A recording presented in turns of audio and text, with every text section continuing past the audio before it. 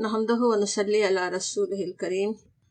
Rabbi इश्रह ली सदरी व यस्सिर ली अमरी वहलुल उक़दतम मिन लिसानी यफ़क़हू क़ौली।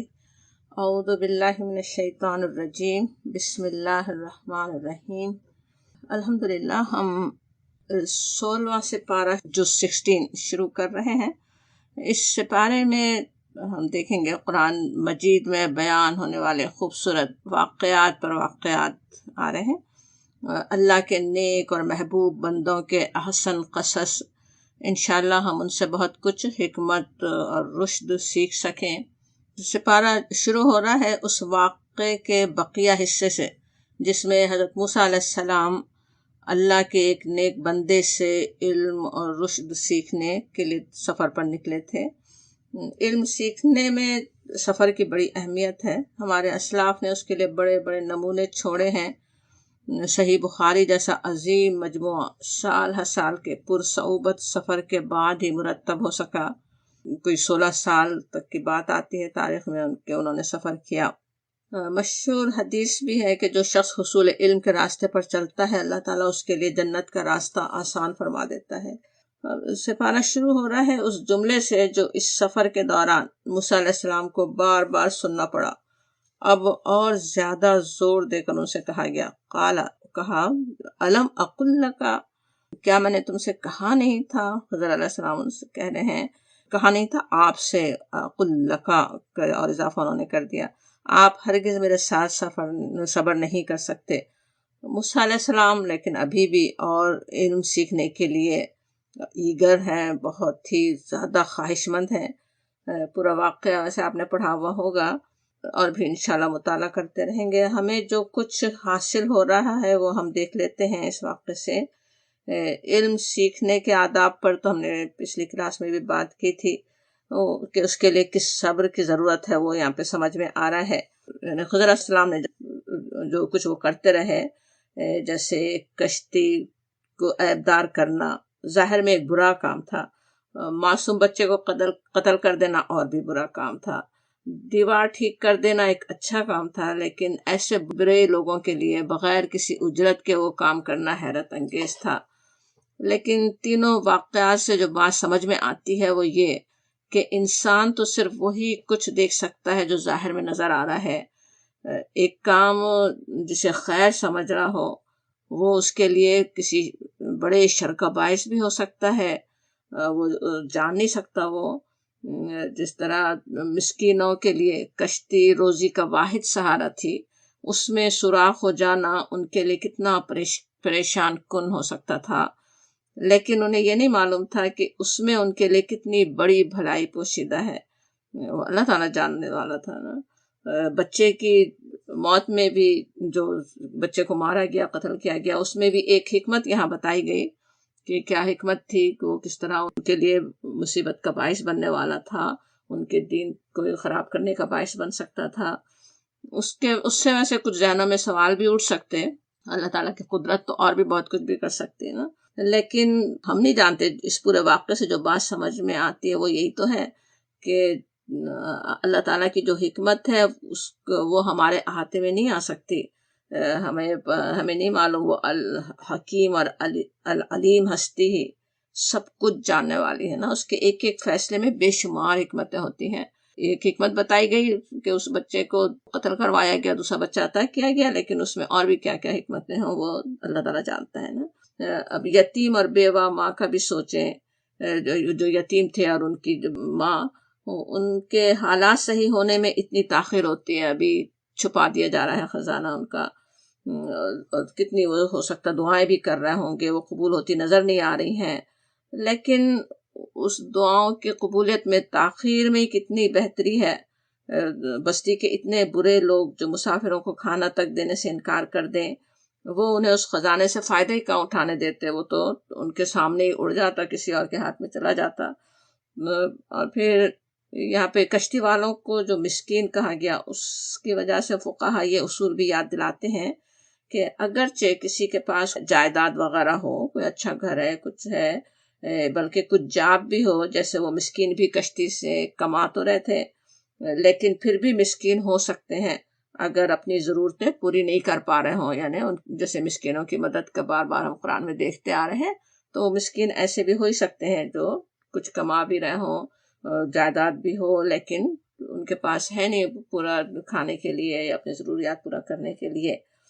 یہ بھی سمجھا گیا کہ باپ کا صالح ہونا اولاد کے بھی کام آ سکتا ہے، جیسے کہا گیا نا، خاص طور پہ مینشن کیا گیا کہ وہ یتیموں کا باپ کیونکہ صالح تھا، اللہ تعالیٰ نے ان کے لیے یہ کام کر دیا، ان کے خزانے کو ان کے لیے چھپا کر رکھ دیا۔ سب سے بڑی بات اس پورے واقعے سے یہ سمجھ میں آتی ہے کہ اللہ تعالیٰ پر اور ہمارے لیے اس کے فیصلوں پر، جو بھی وہ ہمارے لیے فیصلہ کرے، جو ہماری تقدیر میں لکھ دیا ہے، ان سب پر بھرپور توکل ہونا چاہیے، اپنے اللہ پر، اس کے فیصلوں پر ہر حال میں راضی رہنا ہی چاہیے۔ آج جو چیز ہمارے لیے بہت زیادہ ناگوار بھی ہو رہی ہو، ہم نہیں جانتے کہ اللہ تعالیٰ اس کے ذریعے ہمیں کسی اور اس سے بھی بڑی برائی سے بچا رہا ہے یا اس کے ذریعے کوئی بھلائی عطا کرنے والا ہے۔ صبح شام کے اذکار میں نبی صلی اللہ علیہ وسلم نے رضیت باللہ ربا وبالاسلام دینا وبمحمد النبی الرسولہ بھی جو کلمہ سکھایا، اگر ہم سوچ کر پڑھیں تو انشاءاللہ اپنے نفس کو راضیہ مرضیہ بنا لیں، اس کے ذریعے نفس مطمئنہ حاصل کر سکیں۔ ایک بات علماء یہ بھی نوٹ کرتے ہیں کہ خضر علیہ السلام نے جب اپنے کاموں کی تعویل بتائی تو اگرچہ ہر کام انہوں نے کیا خود ہی کیا تھا اور اپنے رب کے حکم سے ہی کیا تھا، ہر کام میں اللہ تعالیٰ کا ہی حکم تھا، لیکن جو کام ظاہر میں اچھا نہیں نظر آ رہا تھا اس کی نسبت وہ اپنی طرف کرتے ہیں، جیسے کشتی میں سوراخ کرنا، لیکن اچھا برا دونوں کام شامل تھے۔ ایک بیٹا لیا جا رہا ہے، دوسرا اچھا بیٹا دیا جا رہا ہے، تو وہاں پہ فَأَرَدْنَا، ہم نے ارادہ کیا۔ پھر بچوں کے خزانے کی حفاظت کی بات تھی تو رب کی طرف نسبت، کہ اس میں وہ کہتے ہیں کہ آپ کے رب نے یہ چاہا۔ تو ادب انبیاء کرام کی گفتگوؤں میں ہم دیکھ ہی سکتے ہیں، اس کا ہمیں بھی خیال رکھنا چاہیے نا، کہ اللہ تعالیٰ کی طرف کسی برائی کی نسبت کرنے کے بجائے اچھائی کی نسبت ہو۔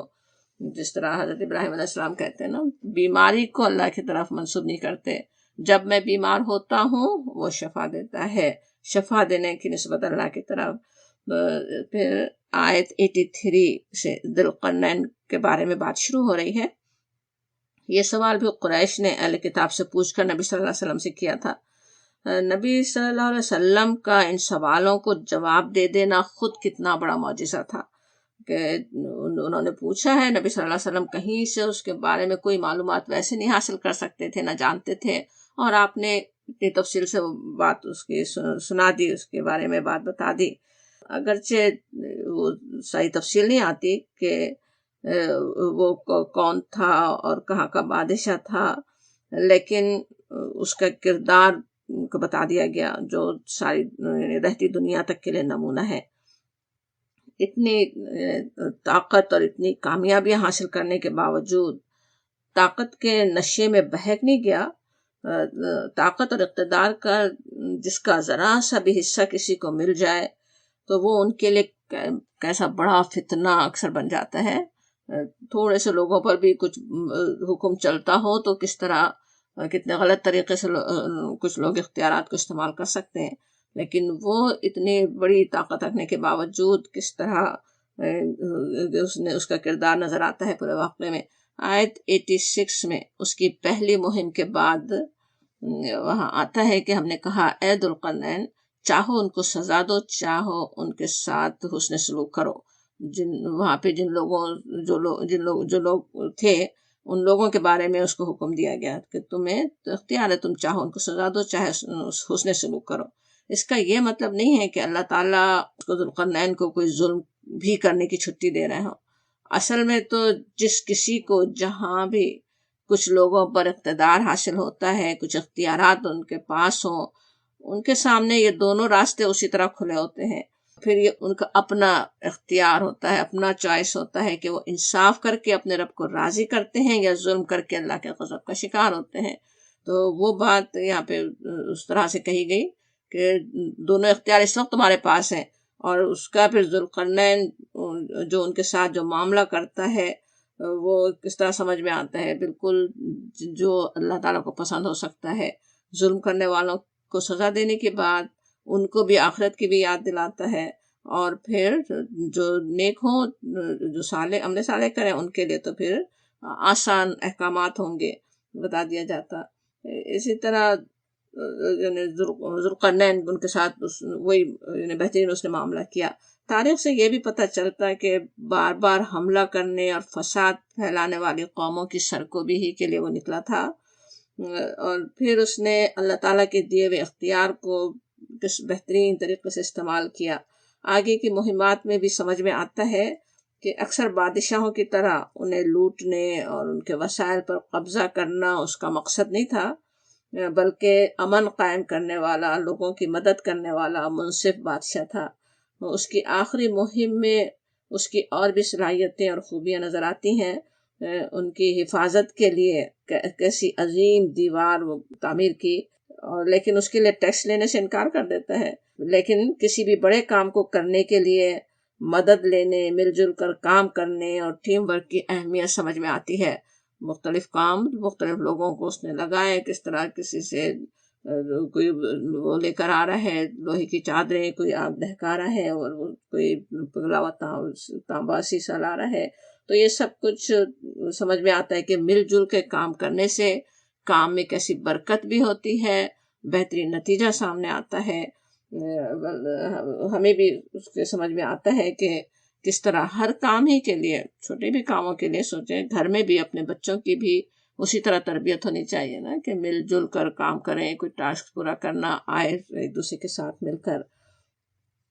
اتنا بڑا کام کر ڈالنے کے بعد بھی اپنے آپ ہی کو کچھ سمجھنے، اس کا جشن منانے کے بجائے اس حقیقت کا اعتراف کرتا ہے۔ کیا کہتا ہے؟ اکنالج کرتا ہے کہ ہذا رحمت من ربی، یہ میرے رب کی رحمت ہے، اس کا فضل ہے، اسی کا فضل ہے۔ پھر قیامت کی یاد بھی کہ جب میرے رب کے وعدے کا وقت آئے گا وہ اس کو برابر کر دے گا۔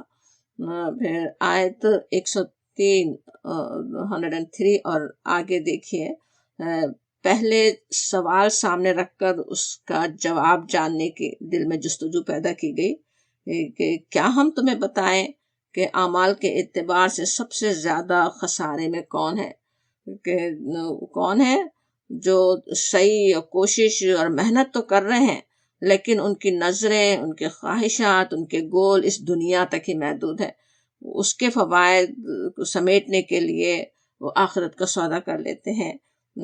ظاہر میں نیکیوں جیسے کام بھی ہوں، لیکن اس کا بھی فائدہ دنیا ہی میں سمیٹنا چاہتے ہیں۔ تو ایسے لوگوں کی پھر بڑی سے بڑی نیکی بھی اعمال نامے میں کوئی وزن نہیں پا سکے گی۔ اس آیت پہ اچھی طرح غور کرنے کی ضرورت ہے۔ اللہ تعالیٰ ہم سے سوال کر کے اخسرین اعمال، سب سے زیادہ دیوالیہ خسارہ کیسا ہے نا، جیسے آج جو اعمال ہم کر رہے ہیں، کیسے جیسے وہ ہم بینک میں بھیج رہے ہیں اپنے، جو وہاں اس اتنے مشکل وقت میں کام آنے والے ہیں، اور جب مشکل وقت آئے پتہ چلے بینک میں کچھ گیا ہی نہیں، وہاں تو کچھ جمع ہی نہیں ہوا، وہاں کچھ کام آنے کے لیے ہے ہی نہیں، تو وہ کتنا بڑا برا سودا ہے۔ اپنے سمجھ میں آتا ہے کہ انشاءاللہ ہم اپنے دنیا کے دھندوں میں ہوں یا دینی رسومات ادا کر رہے ہوں، کچھ کرنے سے اپنے آپ کو روک رہے ہوں یا کچھ کر رہے ہوں، ہر کام اپنے رب کی رضا ہی کے لیے کرنے والے ہوں، اور ہمارے تھوڑے سے اعمال کو بھی رب کریم ہمارے اعمال نامے میں وزنی بنا دے، انشاءاللہ ہمارے بخشش کا ذریعہ بنا دے۔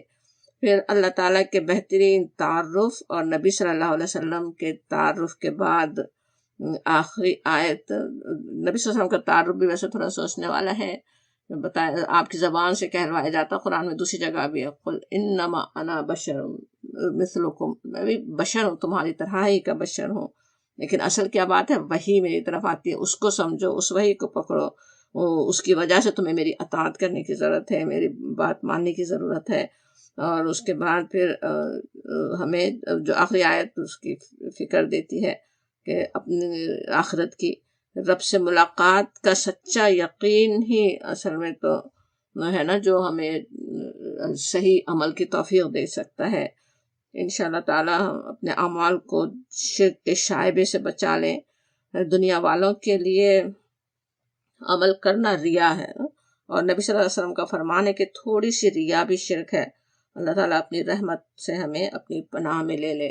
سورہ کہف جیسے پناہ دینے والی صورت ہی ہے نا، پھر سورہ مریم شروع ہو رہی ہے، بسم اللہ الرحمن الرحیم، وہ خوبصورت سورہ جسے سن کر حبش کے بادشاہ نجاشی کی آنکھیں بہہ پڑی تھیں۔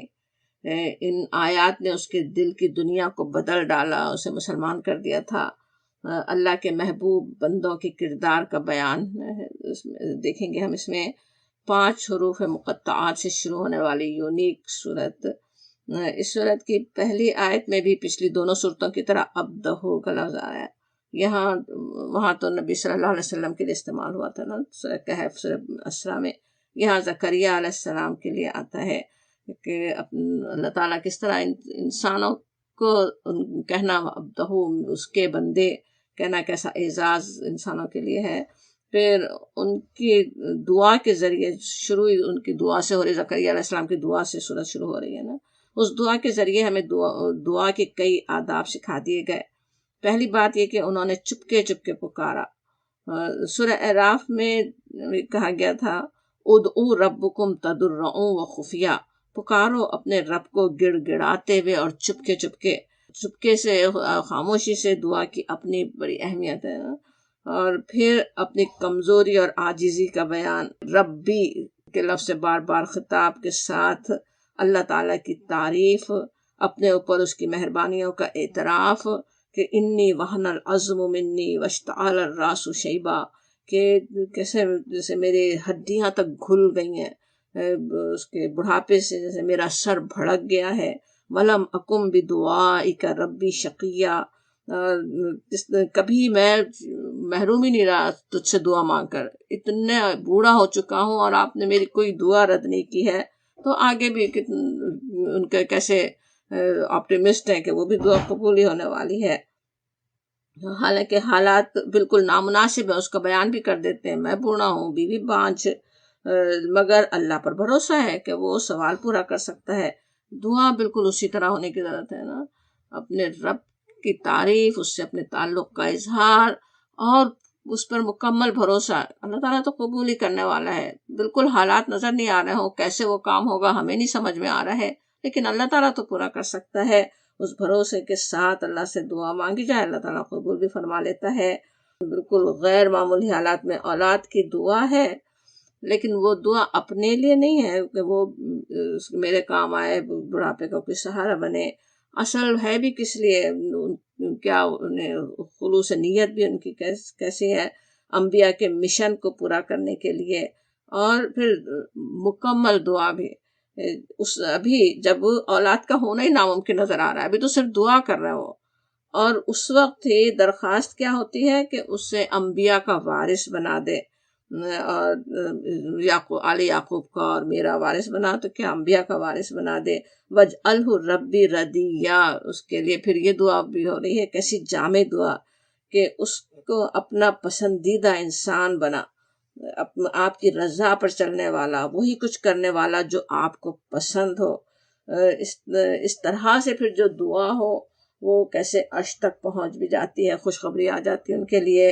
اور پھر حضرت یحییٰ کی تعریف آتی ہے ان کے لیے، جیسے یہ کہ وہ حکم، اللہ تعالیٰ نے پہلا حکم ان کو دیا گیا کہ کتاب کو قوت سے پکڑ لو، اور پھر کتاب کی سمجھ حکم اللہ تعالیٰ نے عطا کیا۔ پھر ان کی نرم دلی اور پاکیزگی کی تعریف، پھر یہ کہ وہ اللہ سے ڈرنے والے پرہیزگار انسان تھے، تقیہ۔ بہترین کردار کی ایک بڑی خوبی والدین کا حق ادا کرنا، اس کا بھی تذکرہ آتا ہے کہ برم بوالدیہ، ساتھ ہی میں یہ بھی کہنا کہ ولم یکن جبارا عصیا، یہ بھی سمجھ میں آتا جو والدین کا حق ادا نہیں کرے وہ کیسے جبار اور عصی ہو سکتا۔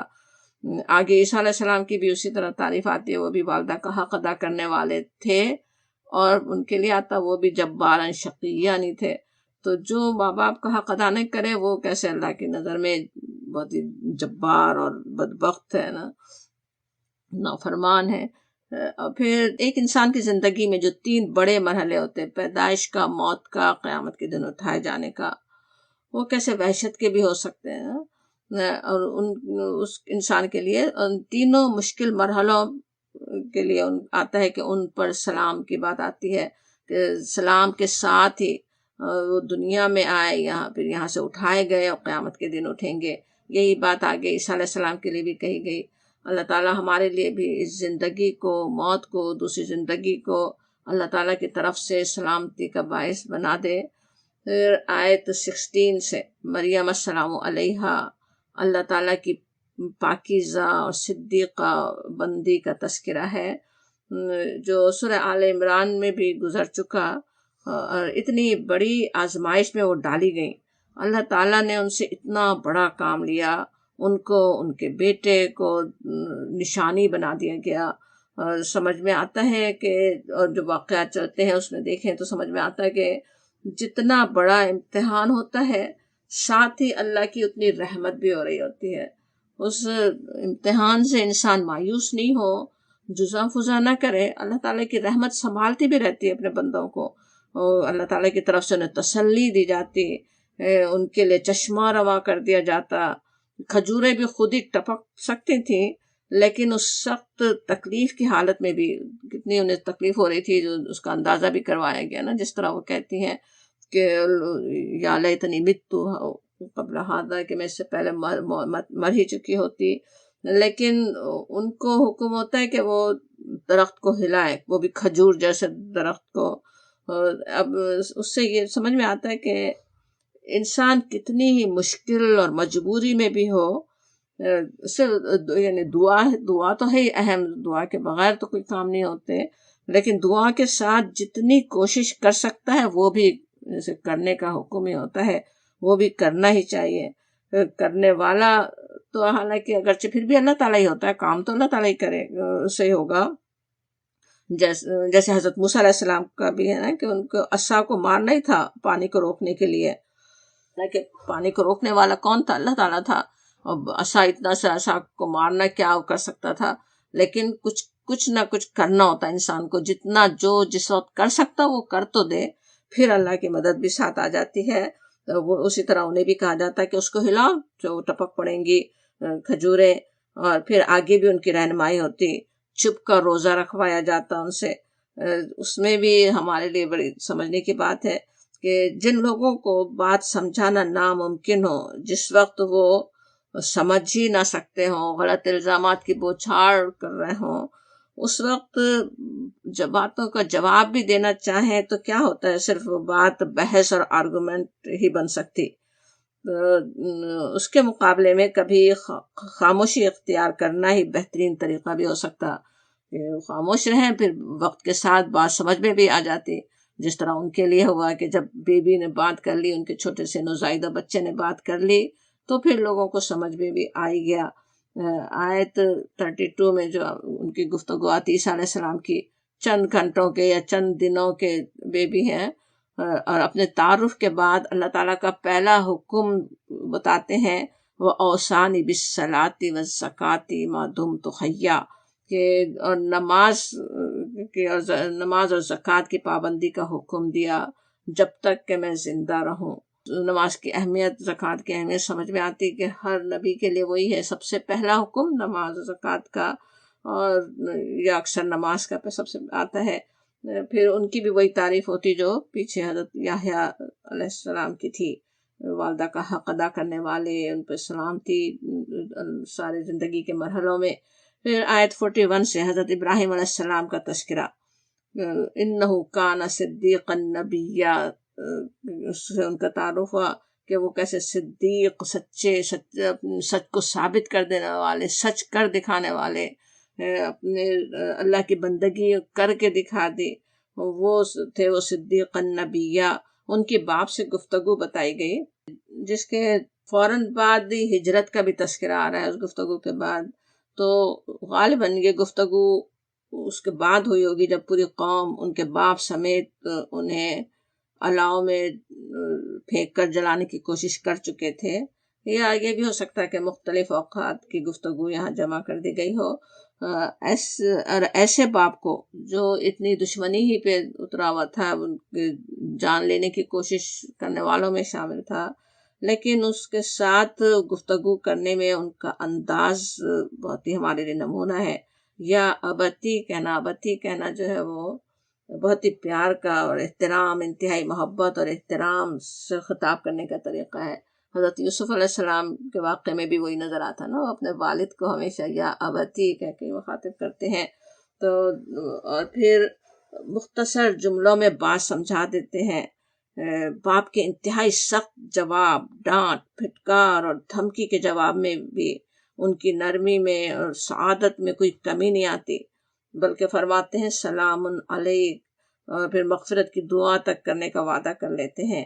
پھر آیت 48-49 پر غور کیجئے، اللہ پر کیسا توکل اور بھروسہ ہے، حالات اتنے ناسازگار ہیں لیکن پوری امید ہی کے ساتھ اپنے رب کو پکارتے ہیں۔ یہ بھی سمجھ میں آتا ہے کہ جب ان 2 آیات پر غور کریں تو کہ جب بندہ شرک کی طرف، اللہ کی نافرمانی کی طرف کھینچنے والوں سے یا ہر ایسی چیز سے جو اسے اللہ کی نافرمانی میں مبتلا کر چکی ایک دفعہ یا کر سکتی ہے، اپنے آپ سے بالکل الگ کرنے کو تیار ہو جائے، تب تو پھر اللہ کی رحمت آ جاتی۔ تظلم کا لفظ ہے نا کہ اس نے چھوڑ دیا ازل، ان سے علیحدگی اختیار کر لی۔ تو جن چیزوں کی قربانی انسان نے دی تھی، پھر اس سے بہتر اللہ تعالیٰ عطا بھی فرما دیتا ہے۔ پھر موسیٰ علیہ السلام کے اخلاص اور ان پر اللہ کی رحمت کا بیان، پھر اسماعیل علیہ السلام کے صادق الوعد، وعدے کے سچے ہونے کی تعریف، قربانی کے لیے ان کا اپنے آپ کو پیش کر دینا، آخر وقت تک اس پر قائم رہنا ہے، ان کے صادق الوعد ہونے کی کیسی بڑی نشانی ہے کہ وعدے کے وہ سچے ہی تھے۔ اس میں بھی حضرت اسماعیل علیہ السلام کے تذکرے میں بھی صلاۃ و زکوٰۃ کی بات پر عمل کی بات آتی کہ نہ صرف یہ کہ وہ عمل کرنے والے تھے بلکہ اپنے گھر والوں کو حکم بھی دینے والے تھے۔ پھر ان کی مکمل تعریف، ہم ان کے تذکرے پڑھ رہے ہیں لیکن ہر تذکرہ جو ہے وہ ہم اصل میں تو ہمارے لیے نمونہ ہے، ان کے ہر کردار میں، ان کے اعمال میں، وہی سب ہم بھی کرنے والے ہوں، اسی کے لیے ہم سنائے گئے ان کے حالات۔ پھر ان کی مکمل تعریف اسماعیل علیہ السلام کی کہ وَقَانَ عِندَ رَبِّهِ مَرْضِيًّا، اللہ کے پسندیدہ بندے تھے، ہر کام اللہ ہی کی مرضی کے مطابق کرنے والے، اس کی رضا پہ راضی رہنے والے۔ اللہ تعالیٰ اپنی رحمت سے ہمیں بھی ان صفات کو اختیار کرنے کی توفیق عطا فرمائے۔ وہی دعا انہوں نے حضرت یحییٰ کے لیے بھی کی تھی نا، حضرت زکریا نے، اس کو ربی رضیہ، اپنا پسندیدہ بنا دے، اور حضرت اسماعیل علیہ السلام تھے ہی مردیہ ہی تھے، اپنے رب کی رضا پہ راضی رہنے والے، وہی کام کرنے والے جو اللہ کو پسند ہے۔ پھر ان تمام اللہ کے محبوب بندوں کی جامع تعریف آتی ہے۔ بتایا گیا کہ ان کی تعریف میں جو بڑی بات اس میں آتی ہے وہ یہ کہ اللہ کی آیات جب ان پر پڑھی جاتی ہیں تو وہ روتے ہوئے سجدے میں گر جاتے ہیں۔ یہاں رک کر ہمیں بھی سوچنے کی ضرورت ہے، اللہ تعالیٰ کی اتنی ساری خوبصورت آیات ہم پڑھ چکے، ہمارے دلوں کی کیا کیفیت ہے، ہم بھی اسی طرح جھک جانے والے ہیں، ہمارے بھی آنسو بہہ پڑتے ہیں، دل پہ اثر ہوتا ہے یا نہیں۔ پھر آیت 59 میں نماز کی اہمیت ایک اور طرح سے یہاں سمجھائی گئی کہ اللہ کے ان نیک بندوں کے جو جانشین آئے پیچھے، جو ان کے آئے، ان کی نسلیں، انہوں نے کیا کیا، نماز کو ضائع کر دیا، اور وَاتَّبَعُوا الشَّهَوَاتِ، اور اپنے خواہشات کی پیروی کی، خواہشات کے پیچھے پڑے، تو کیا ہوا، وہ گمراہی میں جا پڑے، جلد اس کا انجام دیکھ لیں گے، فَسَوْفَ يُلْقَوْنَ غَيًّا۔ یعنی غور کریں تو جیسے دین میں بگاڑ کی پہلی علامت تھی کیا ہے، نماز میں خشوع و خضوع کا غائب ہونا، اور پھر آخری بگاڑ کسی قوم کا یہ کہ وہ نماز سے غافل ہو جائے، نماز ہی کو بھول جائے، نماز کا نظام قائم نہ رہے، اللہ تعالیٰ اس سے پناہ میں رکھے۔ نماز ہی تو ہے جو بندے کو رب سے جوڑنے کا ذریعہ ہے۔ جب وہ واسطہ کمزور پڑ جائے تو کیا ہوتا ہے، انسان کا نفس، اس میں خود کتنی شرارت ہو سکتی، ایک شر کا بھی اس میں ہے نہ داعیہ، اور پھر اس میں بیٹھا ہوا دشمن انسان کو اپنے قابو میں ہی کر لیتے ہیں اور وہ تباہی کے گڑھے تک پہنچا دیتے ہیں۔ تو اس سے بچنے کے لیے نماز ہی سے مدد لینے کی ضرورت ہے۔ اور پھر آگے توبہ کا راستہ پھر بھی کھلا ہے بتایا جاتا۔ اب یہ کہ قرآن کی ہر آیت کی طرح اس سورت کی بھی ہر آیت میں ہمارے لیے بہت کچھ ہدایات ہیں، بہت کچھ سبق ہیں۔ ہمیں سکھانے والی ہیں. انشاءاللہ ان سب پر ہم پھر غور کر سکیں. لیکن ہم جو ہے اب آیت 93 سے 95 میں آخرت کی یاد دہانی ہے، اسے دیکھ کر اس مبارک سورت کا مطالعہ ختم کرتے ہیں. کہا گیا کہ زمین اور آسمانوں کے اندر جو بھی ہے سب آتے الرحمن و عبدا، اس کے حضور بندوں کی حیثیت سے پیش ہونے والے ہیں. ایک دن آئے گا جب سب کے سب، سارے لوگ سب جھکے ہوئے، آج جو بندگی سے انکار کر رہے ہوں سرکش، سب اس دن بندوں کی حیثیت سے اس کے سامنے کھڑے ہوں گے. لقد احصاہم، سب پر وہ محیط ہے، سب اس کے گھیرے میں ہیں. وعدہم عدا، اور اس نے ان کو شمار کر رکھا ہے. کوئی ایسا نہیں ہے کہ رہ جائے. ہر انسان جس کو اللہ نے زندگی بخشی تھی، دنیا میں بھیجا تھا، وہ سب کے سب حاضر ہونے والے ہیں. بلکہ اس میں پچھلی آیت میں تو تھا نا کہ سب جو زمین اور آسمانوں کے اندر جو بھی ہیں سبھی حاضر ہونے والے ہیں. اللہ تعالیٰ کی اور بھی جو کتنی مخلوق ہو سبھی.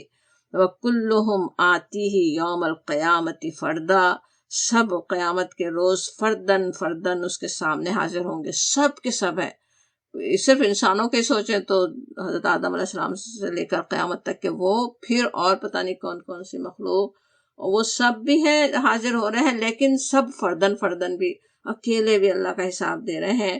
انشاءاللہ اس دن کے لیے ہم تیاری کرنے والے ہوں اور وہاں کامیابی پانے والوں میں شامل ہوں. آمین یا رب العالمین. سورہ طٰہٰ شروع ہوتی ہے. سورہ طٰہٰ مکے کے ابتدائی دور میں نازل ہونے والی سورت ہے. وہ سورت ہے جس نے عمر بن خطاب، جو نبی صلی اللہ علیہ وسلم کے قتل کے ارادے سے نکلے تھے، انہیں اسلام کے قدموں میں لا ڈالا، انہیں فاروق اعظم بنا دیا. ابتدائی 8 آیات تمہیدی ہیں. حروف مقطعات کے بعد پہلی آیت ہے ما انزلنا علیک القرآن لتشقی، ہم نے یہ قرآن اس لیے نازل نہیں کیا کہ تم مشقت میں پڑ جاؤ. اب خطاب ویسے تو نبی صلی اللہ علیہ وسلم سے ہے. نبی صلی اللہ علیہ وسلم اس کتاب کی ذمہ داری کو جس طرح محسوس کر رہے تھے، لوگوں کے انکار اور اسے قبول نہ کرنے پر آپ اور زیادہ کوشش کرتے. اس کے لیے بار بار قرآن میں آپ کو تسلی دی گئی. صرف کوشش ہی نہیں کرتے تھے بلکہ کتنے غم میں بھی مبتلا تھے نا. پیچھے بھی ہم دیکھ ہی چکے کہ جیسے آپ سے کہا جاتا نا وَلَعَلَّكَ بَاخِعٌ نَفْسَكَ، شاید کہ آپ اپنے آپ کو ہلاک ہی کر دیں گے. اس غم میں کہ لوگ قبول نہیں کر رہے ہیں، اپنی غلطی جو سمجھ رہے ہوں کہ شاید میں اور مجھے زیادہ بہتر طریقے سے پہنچانا چاہیے، تو آپ کو تسلی دی جاتی ہے قرآن میں بار بار. اسی طرح کی یہ بھی ہے کہ یہ قرآن آپ کو مشکل میں ڈالنے کے لیے نہیں اتارا گیا کہ آپ مشکل میں ہی پڑ جائیں. آپ پر ذمہ داری بات پہنچا دینے کی ہے. پھر الا تذکرۃ لمن یخشی، جو اللہ سے ڈرنے والا ہے اس کے لیے اس میں یاد دہانی ہے. جس کے دل میں خشیت ہوگی وہ اس سے ہدایت خود لے لے گا. اور ہمارے لیے بھی یہی ہدایت ہے کہ قرآن کو منوا کر چھوڑنا کسی کو جیسے ہم چاہیں کہ ضرور وہ مان ہی لے، وہ ہماری ذمہ داری نہیں ہے. ہمارا کام ہے پیغام کو پہنچا دینا، بتا دینا، ہدایت دے دینا. پھر آگے ہر ایک کا اپنا اختیار ہے کیا اس کو کس طرح سے لیتا ہے. ویسے بھی اس کے علاوہ بھی سوچیں اس آیت پر، تو قرآن مصیبت میں ڈالنے کے لیے نہیں آیا نا انسانوں کو. قرآن تو رحمت ہے، دلوں کو سکون بخشنے والا، دل کی ہر بیماری کو دور کرنے والا. بلکہ اس کا کوئی ایک حکم بھی ایسا نہیں ہے جو انسان کو مشقت میں ڈالے. سارے احکامات وہی ہیں جو جس میں انسانوں کے لیے رحمت ہے، انسانوں کو مصیبت سے نکالنے کے لیے ہے. دوسرے لوگوں نے دین کو بگاڑ کے اپنے دین مشکل بنا لیے تھے، یا دین کو چھوڑ کر ایک دوسرے پہ ظلم کر کے کیسے دنیا کو مصیبت بنا دیتے ہیں. ان سب سے نکالنے کے لیے قرآن آیا نا، مصیبت سے نکالنے کے لیے، مصیبت میں ڈالنے کے لیے نہیں ہے. وہ اس طرح سے اس کو سمجھنے کی ضرورت ہے کہ قرآن کا ایک ایک حکم ہمارے لیے رحمت ہی رحمت ہے. آگے کی آیات میں بھی قرآن کی عظمت کا احساس دلایا گیا کہ اس کتاب کو نازل کرنے والی ہستی کیسی ہے. اس کا بہترین تعارف اپنے رب کو پہچاننے کے لیے ان آیات کو یاد ہی کر لینا چاہیے. کہ کیسا اس کا علم ہے، اس کے لیے بہترین نام ہے، لہ الاسماء الحسنی، سارے بہترین نام اس کے لیے ہیں۔ پھر آیت 9 سے موسیٰ علیہ السلام کا واقعہ شروع ہوتا ہے، جس کی خاصی تفصیل پیچھے سورہ اعراف میں بھی گزر چکی، آگے اور صورتوں میں بھی آتی رہے گی۔ قرآن میں سب سے زیادہ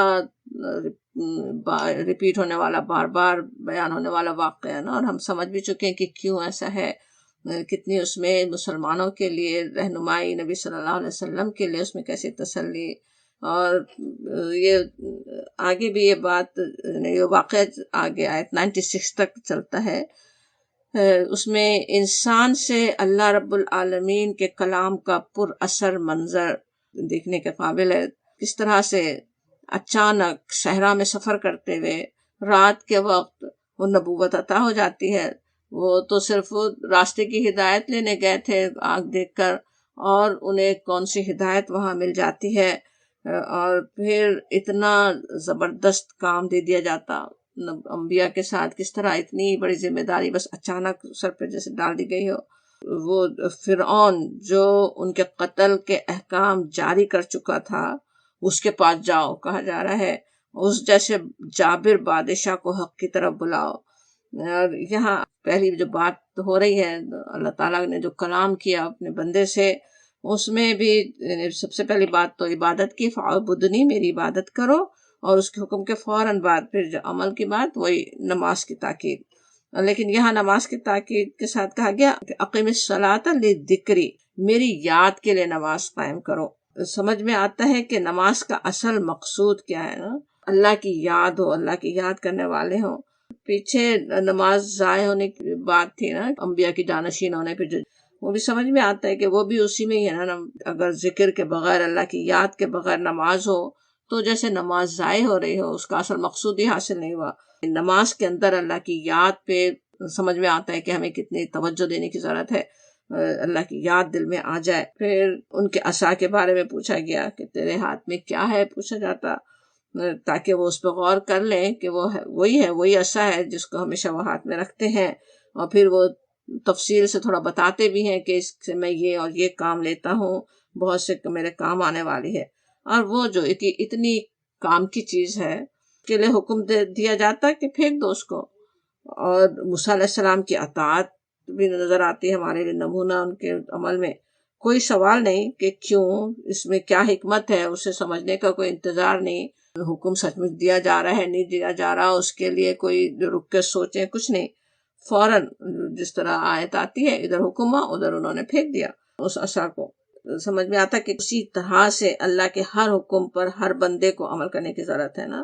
جو حکم ہے، رب کا حکم ہے میرے سر آنکھوں پر، بس اس پر تو عمل ہونا ہی چاہیے، فوراً عمل کرنے کے لیے بندہ تیار ہو۔ اور پھر وہ عصا اتنا خطرناک سانپ بن گیا، جس سے انہیں خوف بھی محسوس ہوتا ہے، دوسری جگہ آتا ہے آگے، لیکن انہیں اسے اٹھا لینے کا حکم مل رہا ہے۔ اب اس کی بھی فوراً تعمیر کر لیتے ہیں۔ وہ اتنا جو مشکل کام، کتنا نظر آ رہا ہو نا مشکل، ایک بالکل دوڑتا ہوا سانپ، حیۃ تسعیٰ کا لفظ ہے نا، کہ دوڑتا ہوا سانپ ہے اور اس کو پکڑ کر اٹھانا ہے، اور وہ حکم بھی اس کے لیے بھی تیار، پھر وہ فوراً پکڑ لیتے ہیں۔ اور جب بندہ اس طرح اطاعت کے لیے تیار ہو جائے تو وہ مشکل کام بھی نہ صرف آسان ہو جاتا ہے، بلکہ اس کے ذریعے اللہ تعالیٰ کی کیسی رحمتیں مل سکتی ہیں۔ اب اس عصا نے حضرت موسیٰ علیہ السلام کے لیے آگے کیسے کیسے کام کیے، کس طرح پوری قوم کو اس کے ذریعے سے نجات دلا سکے وہ۔ تو اس طرح سے اللہ کے ہر حکم کے لیے بس بندہ جھک جائے، وہ سمجھ میں آتا ہے۔ اور پھر فرعون کے پاس جانے کا حکم، وہ تو اس سانپ کو پکڑنے سے بھی زیادہ خطرناک انہیں لگ سکتا تھا کہ اس کے پاس جاؤ، وہ سرکش ہو گیا ہے۔ اب اتنا خطرناک کام بھی جب اب سر پہ ڈالا گیا، کوئی جزا فضا نہیں ہے، وہ کرنا ہی ہے۔ اب اس کے لیے ان اپنے ربی کی طرف رجوع ہوتے ہیں، دعا کرتے ہیں، رب اشرح لی صدری، میرے سینے کو کھول دے۔ اب یہ جو شرح صدر انہوں نے اپنے رب سے مانگا، اس کی بہت کچھ تشریح ہو سکتی، جس کا ابھی موقع تو نہیں ہے، لیکن اصل بات جو وہ درخواست کر رہے ہیں رب اشرح لی صدری کہہ کر، وہ یہ کہ اس کام کے لیے، اب یہ جو اتنا بڑا مشکل کام کرنا ہے، اس کے لیے میرا سینہ کھل جائے۔ کوئی بہت ہی مشکل کام سامنے دیکھ کر کیسے ہوتا نا، کبھی سینہ بھینچنے لگتا ہے، جیسے انسان شش و پنج میں پڑ سکتا ہے کہ یہ کام کیسے ہوگا، کیسے کروں، اس کے نتیجے کی طرف غیر یقینی کی وجہ سے اور بھی کام سمجھ میں نہیں آتا۔ ظاہر حالات میں تو لگ رہا ہو کہ وہ کام تو پورا ہونے والا نہیں ہے، وہ تو ماننے والا نہیں ہے، اور اس کے لیے پھر میں کیا کروں، کیسی الجھنیں ہو سکتی نا۔ ان ساری کیفیتوں سے بچنے کی اصل میں وہ دعا کر رہے ہیں نا، کہ میرا سینہ کھل جائے، مجھے کام صحیح سے سمجھ میں آ جائے، جیسے منزل سامنے نظر آ رہی ہو صاف، دل میں اس کو حاصل کر لینے کا یقین ہو، تو پھر کیا ہوتا ہے، راستے کی ساری الجھنیں صاف ہوتی چلی جاتی ہیں۔ تو وہ دعا اصل میں انہوں نے مانگی کہ میرا سینہ کھول دے۔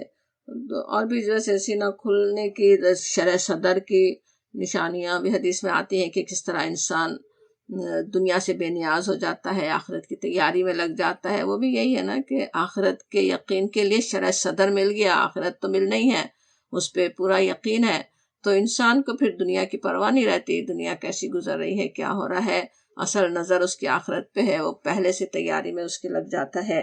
اور دعا کرتے ہیں نا وَيَسِّرْ لِي أَمْرِي، کام کے آسان ہونے کے لیے بھی اپنے رب سے ہی درخواست، پھر زبان کے کھل جانے کی وَاحْلُلْ عُقْدَةً مِّن لِّسَانِي، یہ بھی بہت ہی اہم دعا ہے نا، کہ کتنی دفعہ ہوتا ہے نا کہ ایک بات ہم کسی سے کر رہے ہوں، اس کی سوچیں کچھ اور ہیں، اس کے ازمپشن کچھ اور ہیں، اور بات اس کو کچھ اور ہی طرح سے وہ لے رہا ہے، سمجھ میں نہیں آ رہا، یا ہم ہی جب بات کر رہے ہوں اتنی واضح نہیں کر سکیں جیسا دوسرے کا ذہن ہے اس کے لحاظ سے، تو بات پوری اس کو سمجھ ہی نہ آ سکے، ان سب کے لیے وہ دعا کرتے ہیں کہ میرے زبان کی گرہ کھل جائے، کوئی کنفیوژن نہیں ہو، جو میں بات کروں دوسرا اس کو اسی طرح سے سمجھ سکے، کوئی اور مطلب نہ نکال لے، بہترین طریقے سے بات پہنچا سکوں۔ یہ بھی کیسی بہترین دعا ہے کہ ہمیں بھی کرتے رہنے کی ضرورت ہے کہ وَاحْلُلْ عُقْدَةً مِّن لِّسَانِي، زبان کی گرہ اللہ تعالیٰ کھول دے۔ انسان میں تو ہر طرح کی کمزوریاں ہو سکتی ہیں نا، اللہ تعالیٰ ہی ہے مدد فرمانے والا۔ اور پھر نبوت جیسے مقام میں اپنے بھائی کو بھی شریک کرنے کی درخواست کرتے ہیں۔ سوچیں انسان کا تو کیا حال ہوتا ہے نا، کوئی ایک بھلائی خود کو مل جائے تو چاہتا ہے پوری اسی کو مل جائے، لیکن حضرت موسیٰ علیہ السلام کا حوصلہ نظر آتا ہے، وہ دعا کرتے ہیں کہ بھائی کو بھی نبوت میں شریک کر دیا جائے کی درخواست کرتے ہیں۔ صرف مدد کے لیے بھی مانگا جا سکتا تھا نا، مگر نہیں، نبوت میں وہ شریک ہو، اس کے لیے بھی ویسے بڑے خوبصورت ان کا وہ ہے نا کہ وہ شریک ہوں، اشرک فی امری کہ نسبحک کثیرا ونذکرک کثیرا، تاکہ ہم تیری تسبیح بیان کریں، تیرا ذکر کثرت سے کریں، دونوں مل کر بہترین طریقے سے آپ کے دین کی دعوت پہنچائیں، آپ کا ذکر کریں، آپ کا تعارف لوگوں سے کروا سکیں۔ اور فوراً ہی جیسے ان کا ذہن کام کر رہا ہے نا، کام دیا گیا کہ اب جا کے فرعون کی اصلاح کرنی ہے، فرعون کو بات پہنچانا ہے، تو اب اس کام پر عمل کیسے ہونا ہے، اس کے لیے جن صلاحیتوں کی ضرورت ہے وہ صلاحیتیں انہوں نے اللہ سے مانگی، رب اشرح لی صدری کی دعا کر کے۔ اور پھر اس کام میں ایک مددگار ساتھ ہو، اکیلے اور بھی ساتھ ہو تو کس طرح ہوتا نا کہ زیادہ مدد مل جائے، کہ ایک اور ایک 11 کا مقبرہ ہے نا ہمارے پاس، کہ زیادہ قوت مل جاتی ہے، ایک اور بھی ساتھ آ جائے تو وہ انہوں نے، اور اس کے لیے پتہ بھی ہے صلاحیتیں۔ دوسری جگہ آتا بھی ہے کہ وہ مجھ سے زیادہ فصیح ہیں، بات گفتگو کرنے میں ان فصاحت ان کے پاس ہے۔ خود حضرت موسیٰ علیہ السلام کو ابھی تک موقع تو نہیں ملا تھا کہ وہ تقریریں کرتے، انہیں اندازہ ہوتا وہ کس طرح وہ بات کر سکتے ہیں، تو اس کے لیے وہ چاہتے ہیں کہ ان کی مدد مل جائے، جن کا پتہ ہے کہ وہ بہت بہترین طریقے سے بات کر سکتے ہیں۔ اور پھر اقرار بھی کہ وَكُنْتَ بِنَا بَصِيرًا، تو ہمیشہ ہی ہمارے حال پر نگران رہا ہے۔ بالکل وہی حضرت زکریا کی طرح بات نا، انہوں نے جس طرح کہا تھا کہ میں کبھی محروم ہی نہیں رہا تجھ سے دعا کر کے، اور یہ بھی اللہ تعالیٰ کے لیے کہنا ہے آپ تو ہمیشہ ہی ہمارے حال پہ نگران ہی رہے ہیں، پورے اپنی زندگی کے حالات بھی انہیں پتہ ہی ہوں گے نا، کس طرح سے اللہ تعالیٰ نے انہیں بچایا ہے۔ تو اور پھر جس خوبصورتی سے دعا مانگی گئی اسی طرح وہ قبول بھی فوراً ہو جاتی۔ بتا دیا گیا قال قد اوتیت سؤلک یا موسیٰ، کہ تجھے دے دیا گیا جو تو نے مانگا، اللہ تعالیٰ نے عطا کر دیا۔ اس کے بعد آگے ان کی پوری زندگی کا نقشہ چند آیات میں سامنے رکھ دیا گیا۔ وہ آیات کو بھی غور کریں تو کس طرح سمجھ میں آتا ہے اللہ تعالیٰ کی کیسی نگرانی ہوتی ہے، اپنے ایک ایک بندے کو کیسے وہ سنبھالنے والا ہے، کس طرح انتظام کروایا گیا، ان کی ماں کو کس طرح وحی ہوئی وہ اللہ تعالیٰ جانتا ہے، انہیں سمجھایا گیا، اور کس طرح اللہ تعالیٰ نے اسی فرعون سے وہ جو قتل کے حکم دے چکا تھا اسی کے ذریعے سے ان کی پرورش کروا دی، ان کے گھر میں وہ پلتے ہیں۔ اور پھر ساتھ ہی یہ بھی کہ وہ سارا جو بتایا گیا کہ کیا کیا تمہارے ساتھ ہوا، وہ اس لیے بھی کہ ایک طرح سے انہیں یقین دلا دیا گیا نا حضرت موسیٰ علیہ السلام کو، کہ جس طرح پیدائش کے وقت سے اب تک اللہ تعالیٰ نے ان کی نگرانی کی ہے، ان کو اس کام کے لیے ساری آزمائشوں سے گزارا تھا۔ وَفَتَنَّاكَ فُتُونًا بھی آتا ہے نا کہ آزمائش پر آزمائش ڈالی۔ یہ بھی سمجھ میں آتا ہے کہ جس پر آزمائشیں آ رہی ہوں، یہ بھی ہو سکتا ہے کہ اللہ تعالیٰ کوئی بڑا کام اس سے لینے والا ہو نا، بڑے کام کے لیے اسے تیار کیا جا رہا ہوتا ہے، تو وہ آزمائشوں سے گزارا اور اس کے بعد اب وہ اس کام کے لیے بالکل تیار ہے۔ کہا جاتا وَاصْطَنَعْتُكَ لِنَفْسِي، میں نے بنا لیا تجھے اپنے لیے، جیسا مجھے کام لینا تھا اس طرح کا انسان تجھ کو بنا لیا میں نے۔ لَقَدْ جِئْتَ عَلَىٰ قَدَرٍ يَا موسیٰ، اب تو آ گیا ہے، بالکل صحیح وقت پر آ گیا ہے۔ پھر یہ بھی اطمینان دلا دیا گیا کہ اسی طرح اللہ تعالیٰ آگے بھی نگہبانی کرنے والا ہے، جس طرح اب تک تیری نگہبانی کی، کس طرح سے کی نا۔ یہاں پہ اس کا تذکرہ نہیں آیا سورۃ طٰہٰ میں، لیکن وہاں مدین جانے کے بعد بھی اللہ تعالیٰ نے کیسے ان کے سارے کام بنا دیے، اور وہ سب جس نے کیا تو آگے بھی اللہ تعالیٰ اسی طرح تمہاری نگہبانی کرنے والا ہے۔ وہ کیسا اطمینان اس ذریعے سے دلا دیا گیا نا۔ پھر فرعون کے پاس موسیٰ اور ہارون علیہ السلام کو بھیجتے ہوئے جو ہدایات ہوتی ہیں اس میں سے ایک تو یہ کہ ذکر میں کمی نہ کرنے کی ہدایت، اللہ کی یاد کے ساتھ ہی جو کام کیا جائے، اللہ کو پکارا جائے، اس کی تسبیح اور ذکر سے کام کے ساتھ کام کیا جائے، اس کام میں پھر کیسی برکت اللہ تعالیٰ ڈال دیتا ہے نا۔ اتنا بڑا جو کام کرنا ہے اس کے لیے ان کے پاس کوئی فوج نہیں ہے، کوئی ہتھیار نہیں ہے، کچھ اور چیزیں نہیں ہیں، لیکن کیا ہے، اللہ تعالیٰ کی مدد ساتھ ہے۔ اور یہ کہ اللہ تعالیٰ کے ذکر کس سے مدد لو، کہا جاتا کہ ذکر میں ذرا بھی کمی نہیں ہو، اللہ کی یاد کے ساتھ ہی جاؤ وہ کام کرو۔ اور پھر ہدایت ایک اور جو ہوتی ہے یاد رکھنے والی کہ اس سے نرمی سے بات کرنا، قول اللینا آتا، فرعون جیسے شخص سے بات کرو تو نرمی کے ساتھ ہی کرنا، اس کی تاکید ہوتی ہے۔ اس میں بھی ہمارے لیے بہت ہی سبق ہے، اور وہ بھی ہے کہ شاید کہ وہ پاکیزگی اختیار کر لے۔ یہ بھی بات سمجھ میں آتی کہ کسی کو ہدایت کر رہے ہوں، کسی کو سمجھا رہے ہوں، تو صرف یہ نہیں کہ ہم اپنے سر سے بوجھ اتار رہے ہوں کہ ہاں بس ہم نے بات پہنچا دی، بس ہمارا بس کام ہو جائے، پوری امید کے ساتھ کہ اس میں اثر ہو سکتا ہے، بات کا اثر ہو ہی جائے، وہ اپنی زندگی کو بدل لے، اس پوری امید کے ساتھ ہی بات پہنچائے تو اس میں پھر اثر بھی زیادہ آتا نا۔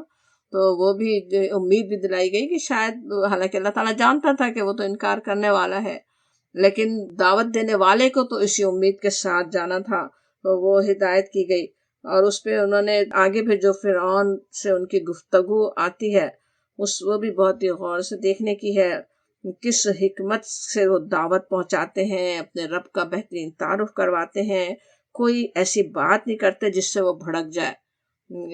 جیسے بات کر رہا ہوں تو یہ نہیں کہتے کہ اگر نہیں مانو گے تو تم پہ اللہ کا غضب ہوگا، نہیں، جو نہیں مانے اس کے ساتھ ایسا ہوتا ہے۔ تو کیسی حکمت ایک ایک ان کی بات کے اندر ہے، اور اس کے فتنہ انگیز سوالوں کے جواب بھی کیسی حکمت سے دیتے ہیں۔ وہ بھی فتنہ پیدا کرنے کے لیے کیسا سوال کرتا ہے نا کہ پھر اچھا تمہارا ہمارے باپ دادا کا کیا ہے؟ یہ نہیں کہتے کہ ہاں وہ انہوں نے غلط کیا، وہ جہنم میں جانے والے ہیں۔ کیسا حکیمانہ جواب ہے کہ اللہ تعالیٰ کرنے والا ہے، وہ کچھ بھولتا نہیں ہے، سب کچھ اس کے پاس ہے، وہ ان کے ساتھ جو معاملہ چاہے کرنے والا ہے، وہ کہہ دیا انہوں نے۔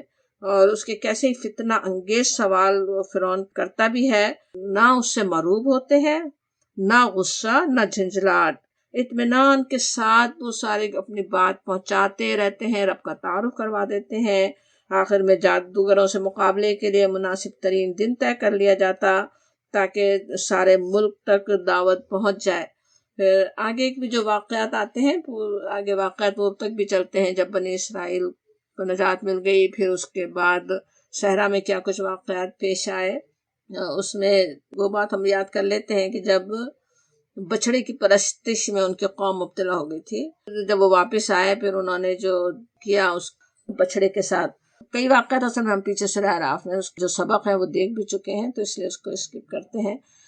لیکن اس بچڑے کے ساتھ جو انہوں نے کیا کہ اسے بس یہ نہیں کہ اسے چھوڑ دیا جائے، سونا تھا نا، پورے قوم کے سونا جمع کر کے اس نے بچڑا بنایا تھا، چاہے تو اسے واپس کیا جا سکتا تھا کہ سونے کی سلیں بنا دے واپس کر دے، نہیں، انہوں نے کیا کیا، اسے بالکل جلا کے اس کی راکھ تک بھی نہیں رکھی، راکھ بھی دریا میں بہا دی گئی۔ جس میں ہمارے یاد رکھنے کی بات یہ کہ گمراہی کی طرف لے جانے والی چیزوں کو اپنی زندگی سے بالکل نکال ہی دینا چاہیے۔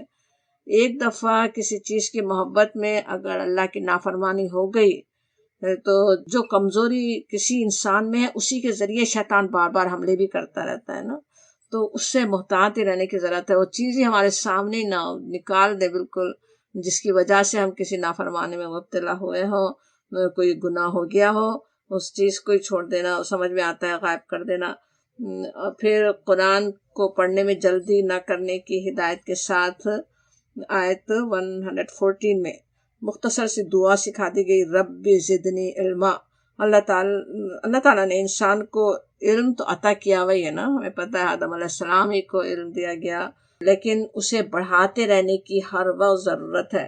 اس کے لیے اللہ ہی سے مدد مانگنا یہاں سکھا دیا گیا، اور یہ کہ نفع دینے والا علم اللہ تعالیٰ اپنی رحمت سے ہمیں عطا فرمائے، اس میں اضافہ فرمائے، اس کا شوق ہو حاصل کرنے کا، اور اس کے لیے کوشش بھی ہو، دعا بھی ہو۔ شیطان کا دشمن ہونا بھی ایک بار پھر یاد دلایا گیا، تو وہ اس واقعے کی طرف پھر اشارہ ہے۔ پھر وقت سے ہو چکا ہے، آیت 124 بھی تو غور کرنے والی ہے، اس کو دیکھیں۔ وہ کہا گیا کہ 124 ومن اعرض عن ذکری، جو منہ پھیرے میرے ذکر سے، میری یاد سے، فإن له معیشۃ ضنکا، بس بے شک اس کی زندگی جو ہے وہ اس کے مشکل ہوگی، تنگ ہوگی، آتا ہے۔ وَنَحْشُرُهُ يَوْمَ الْقِيَامَةِ أَعْمَىٰ، اور ہم اسے اٹھائیں گے قیامت کے دن اندھا۔ ذکر کی اہمیت سمجھ میں آتی ہے، ذکر سے غافل نہیں ہو، اگر ذکر کو بھولے، اس سے غفلت بڑھتی تو کیا ہوگا؟ آتا ہے کہ دنیا کی زندگی بھی تنگ ہوگی۔ اکثر دنیا کی زندگی کی خاطر، دنیا بنانے کی خاطر انسان اللہ کے ذکر سے غفلت برتتا ہے۔ کہا یہ جاتا ہے کہ اللہ کے ذکر میں کمی ہو تو دنیا کی زندگی بھی تنگ ہو جاتی ہے۔ بات یہ ہے کہ کتنی وہ دنیا کی نعمتیں بھی انسان کے پاس ہوں، سبھی کچھ ہو، ایسے حالات دیکھے بھی ہوں گے لوگوں کے کہ کوئی کمی نہیں ہے کسی نعمت میں، لیکن کیسے بڑے بڑے ڈپریشن کے شکار ہیں، کیسے آج کتنی نعمتوں میں جو اقوام ہے جن کے پاس خوب دنیا کی نعمتیں ہیں، خودکشی کا ریٹ سب سے زیادہ ان کے پاس ہے۔ کیا ہے؟ دل کی بے چینی، دل کی بے اطمینانی رہتی ہے نا جب اللہ کے ذکر سے انسان غافل ہو۔ جو اصل سکون اور اطمینان ہے وہ تو اسی سے ملنے والا ہے، کہ اللہ کے ذکر ہی سے ملنے والا ہے۔ وہ اصل میں سمجھ میں آتا ہے کہ وہ کرنے والے ہوں، کہ وہ بھولنے والے نہیں ہوں قرآن کو۔ قرآن کو بھولنے سے مراد یہ بھی نہیں کہ آیات نہیں پڑھی، آیات بھول گئے، اصل بات یہ ہے کہ اس کو یاد رکھنے کا، اس کو ذکر سے غفلت نہیں برتنا، وہ یہ کہ وہ ہمارا رہنما ہو، ایک روشنی دکھانے والی چیز ہے قرآن، وہ ہمارے سامنے ہو، اس کے پیروی کرنے والے ہم ہوں۔ وہ بتایا جاتا ہے پھر آخرت کا بھی ایسے لوگوں کے لیے برا انجام۔ آگے ابھی ایک آیت میں جو نبی صلی اللہ علیہ وسلم کے لیے ویسے بہت ہی صبر کی تلقین ہو رہی ہے، کہ یہ لوگ جو باتیں بناتے ہیں اس پہ آپ صبر کیجئے، اور ساتھ ہی ہدایت کی جاتی کہ وَسَبِّحْ بِحَمْدِ رَبِّكَ، آپ تسبیح بیان کریں حمد کے ساتھ، طلوع آفتاب سے پہلے، غروب سے پہلے، رات کے کناروں پہ، دن کے کناروں پہ، لَعَلَّكَ تَرْضَىٰ، شاید کہ تم خوش ہو جاؤ۔ یہ آیت کیسے ہمیں سمجھاتی ہے کہ ویسے تو نماز کے اوقات کی طرف اشارے ہو گئے، لیکن صبح شام اللہ کی تسبیح حمد کے ساتھ کرنا کس طرح انسان کے دل کو راضی خوش کر دیتا ہے۔ لَعَلَّكَ تَرْضَىٰ، تم شاید خوش ہو جاؤ۔ اللہ کے ذکر کرنے والے ہوں، اس کو یاد رکھنے والے ہوں، دل میں اطمینان در آئے گا، دل مطمئن ہو جائے گا، خوش ہو جائے گا۔ اللہ تعالیٰ نے جو بھی تقدیر میں لکھا ہے اس پہ دل راضی ہو جائے گا، اللہ تعالیٰ نے جو کچھ دیا ہے اس پہ دل شکر سے لبریز ہو جائے گا، جو کمی ہے اس کا کوئی غم نہیں ہوگا، تو وہ لعلک ترضی، آپ شاید خوش ہو جائیں۔ پوری قوم ایمان نہیں لا رہی ہے، آپ کا دل افسردہ ہو رہا ہے، لیکن آپ جو ہے اللہ کی تسبیح اور حمد کریں، آپ کی طبیعت خوش ہو جائے گی، وہ کہا جاتا۔ پھر آیت 132 میں آتا ہے، حکم دیا گیا، وہ حکم کو ہمیں یاد رکھنے کی ضرورت ہے۔ وامر، حکم دو، اہلک بالصلاۃ، اپنے گھر والوں کو نماز کا، واصطبر علیہا، اور قائم رہو اس پر۔ نماز صرف پڑھنا ہی نہیں بلکہ اپنے گھر والوں کو حکم بھی دینا، اپنے گھر والوں کو بھی تاکید کرنا، گھر کے اندر بھی نماز کا نظام قائم کرنا ہماری ذمہ داری ہے، سمجھ میں آتا ہے۔ اور ساتھ واصطبر علیہا، کون سنتا ہے کون نہیں سنتا گھر میں بھی، لیکن تم تو قائم رہو اس پہ۔ استبر جب کہیں تو عربی میں ویسے یہ ہے نا کہ جتنے حروف کا اضافہ ہو اتنا معنی میں اضافہ ہو جاتا، تو صبر کے ساتھ اور حروف کا اضافہ ہے نا یہاں پہ، تو یہ بھی آ گیا بیچ میں، یعنی بہت زیادہ صبر کے ساتھ اس پہ جمی رہو، خود تو نماز پڑھتے ہی رہو، اس پہ قائم ہی رہو، بلکہ علیہا ہے اس پر قائم رہو، یعنی تاکید بھی کرتے ہی رہو۔ خصوصاً چھوٹے بچوں کے ساتھ ہوتا ہی ہے نا کہ کہہ رہے ہیں نہیں سن رہے، اچھا چھوڑ ہی دیا جائے، شاید ان کو انسان سوچ سکتا ہے، نہیں، قائم رہو، کوشش کرتے رہو، خود بھی قائم رہو، خود نماز پڑھو، ان کو ساتھ لے کے پڑھاؤ، تو پھر آہستہ آہستہ وہ بھی پڑھنے ہی لگیں گے، جیسے سمجھ میں آتا ہے۔ انشاءاللہ تعالیٰ جو کچھ ہم نے اس میں سیکھا اس پر ہم عمل کرنے والے ہوں۔ وآخر دعوانا الحمدللہ رب العالمین۔